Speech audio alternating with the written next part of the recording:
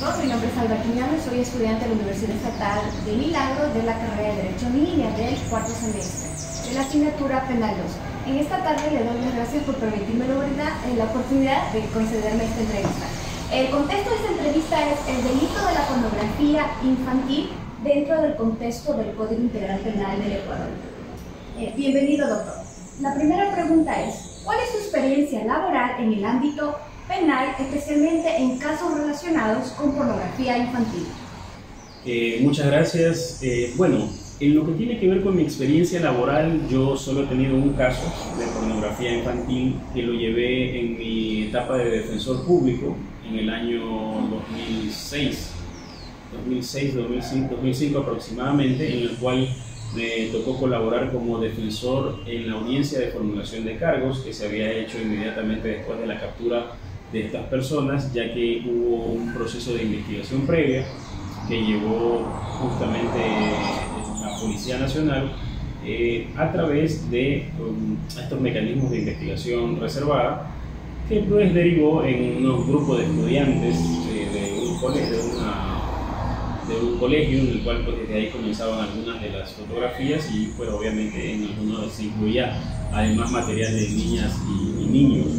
En ese caso, pues obviamente en la formulación de cargos se le dispuso a estas 7 personas que fueron encontradas en un domicilio, que se ingresó con una orden de allanamiento, en contra de estas personas se le dispuso la prisión preventiva. Hasta ahí conocí yo el caso, porque en mi calidad de defensor público en ese tiempo había la rotación, pero yo pasé la audiencia de formulación de cargos y pues obviamente las medidas cautelares que le dispusieron fueron las de prisión preventiva. Gracias, doctor. Segunda pregunta. ¿Cómo describiría el estado actual de la pornografía infantil en el Ecuador?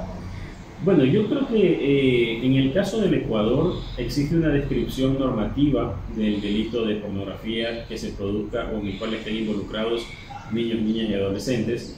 Yo creo que esta tipificación establece claramente cuáles son los verbos rectores que adecuarían la conducta de un individuo con relación a esta infracción, donde habla de filmar, de transmitir cualquier tipo de información de ese tipo donde haya una connotación de índole sexual. Entonces, al hacer esta descripción normativa por parte del Código Orgánico Integral Penal específica, permite al juzgador tener herramientas, las herramientas necesarias para poder aplicar una sanción a los persecutores del delito o a quienes persiguen el delito, en este caso la Fiscalía, también las herramientas para a través de estas herramientas puedan obtener los elementos que posteriormente van a servir para justificar estas conductas y que sean sancionados los autores. Yo creo que existen, en el caso de Ecuador, existe la descripción normativa específica para que sean sancionados esos delitos. Gracias, doctor. Tercera pregunta. ¿Cómo ha evolucionado la legislación ecuatoriana en cuanto a la pornografía infantil desde su incorporación en el Código Penal en el 2005? Bueno, en ese sentido yo creo que no han existido muchas modificaciones con respecto al tipo penal, pero sí se han incorporado en el Código Orgánico Integral Penal algunos elementos para no solo sancionar a quien transmita, a quien retenga, sino también a quien comercialice, dividiendo el Código Orgánico Integral Penal a unos como transmisores, quienes graban, quienes realizan el tema de la producción de la pornografía infantil, y en otro tipo penal sancionando a los que comercializan este tipo de videos, de grabaciones, de imágenes. Yo creo que la evolución ha sido positiva en el sentido de incluir todos estos aspectos para poder, pues, obviamente tratar de generar esa prevención general y prevención especial en la comisión de infracciones. Gracias. ¿Qué recursos humanos y tecnológicos considera usted que faltan para mejorar la investigación de estos delitos en el Ecuador? Bueno, en un contexto general, el número de uniformados que se dedican a este tipo de investigaciones en materia de pornografía infantil no es el suficiente. Por ello, pocos casos llegan a generar una connotación o llegan siquiera a ser conocidos por parte de las autoridades.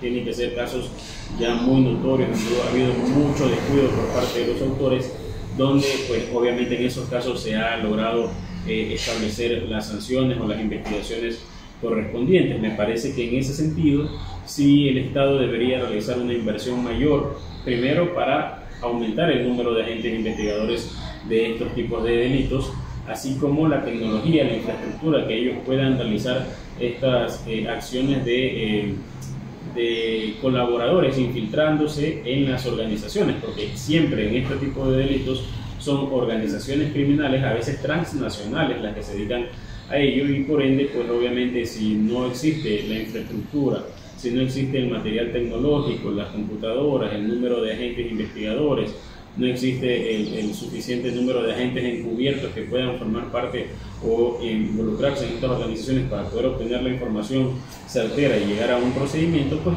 lastimosamente faltan esos recursos y lastimosamente no logramos combatir de manera efectiva ese tipo penal.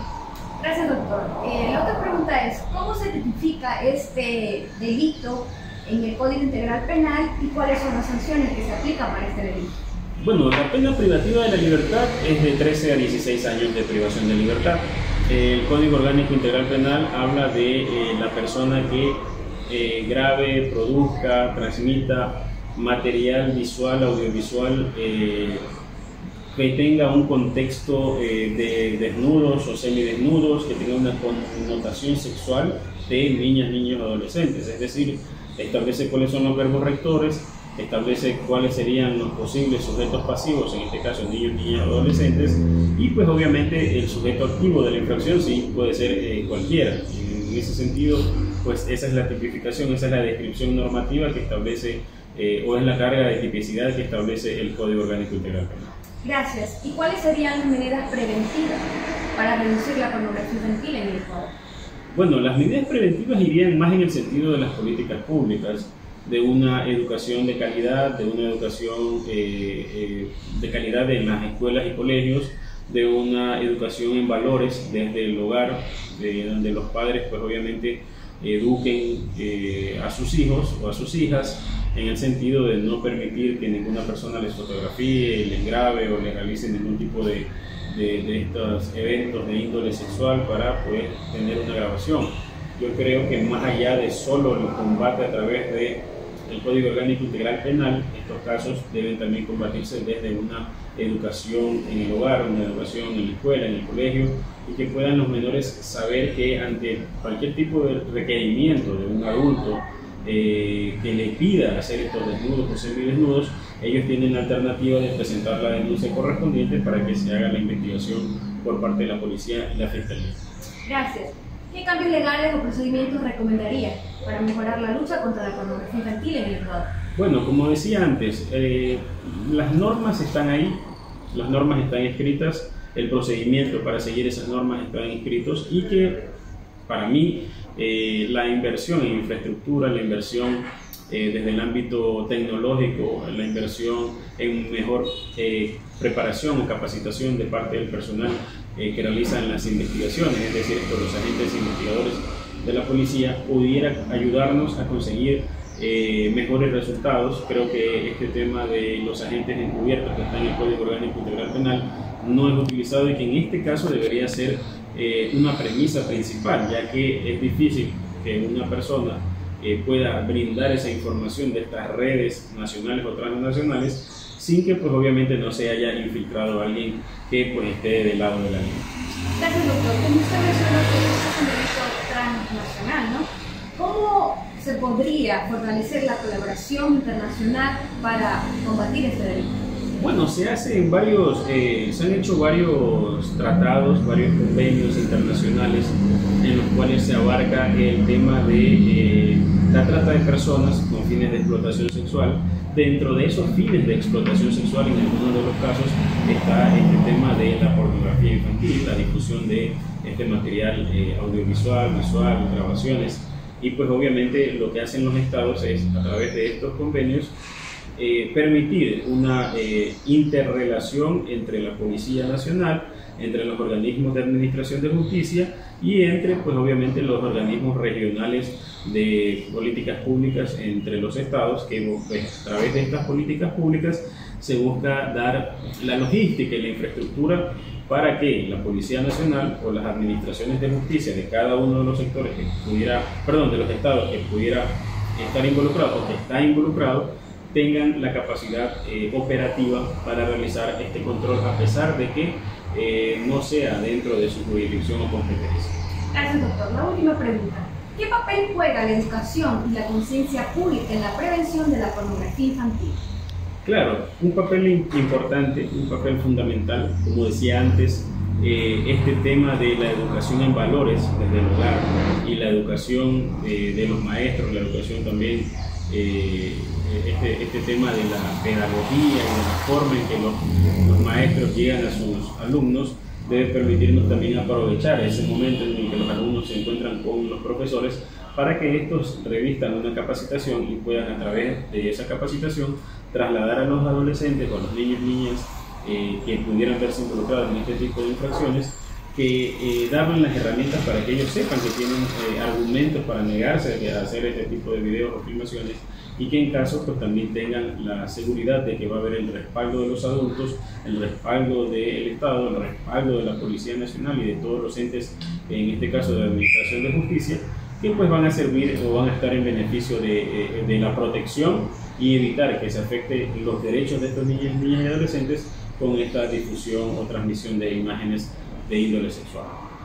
Gracias, doctor, por su tiempo y por concederme esta entrevista y por su valioso conocimiento. Muchas gracias.